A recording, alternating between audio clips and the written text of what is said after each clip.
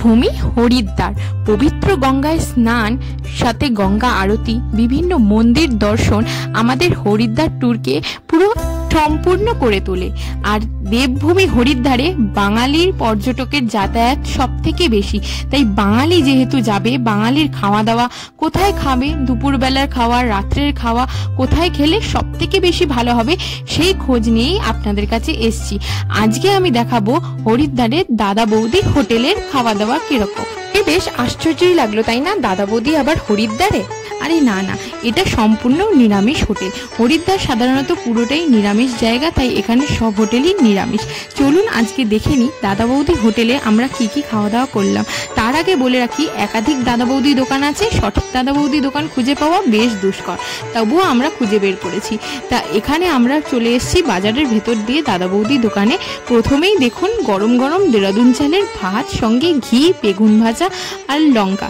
এখানে থালি সিস্টেম পাওয়া যায়, বিভিন্ন রকম থালি আছে, 80 টাকার থালি আছে, 200 টাকার থালি আছে, 100 টাকারও থালি আছে। তবে আমরা এখানে 80 টাকার পেট চুক্তি একটা খাবারের থালি নিয়ে নিয়েছি। প্রথমেই ঘি দিয়ে খাওয়ার পর চলে এসছে ডাল। আমার মতো এরকম অনেক বাঙালিই আছে যারা ঘি, বেগুন ভাজা আর কাঁচা লঙ্কা পেলে আর কিছু লাগেই না। ডালের সাথে সাথে এখানে চলে এসছে আলু পোস্ত। আলু পোস্তের কোয়ান্টিটি একটু কম রইলেও কিন্তু গরম গরম হরিদ্বারে বাঙালি খাবার খেতে হলে একটু তো অ্যাডজাস্ট করতেই হবে, তাই গরম গরম দেরাদুন চালের ভাত দিয়ে ডাল কিন্তু মন্দ লাগছিল না। বেগুন ভাজা, ডাল, আলু পোস্ত, বাঙালির তো এটাই সেরা খাবার তাই না।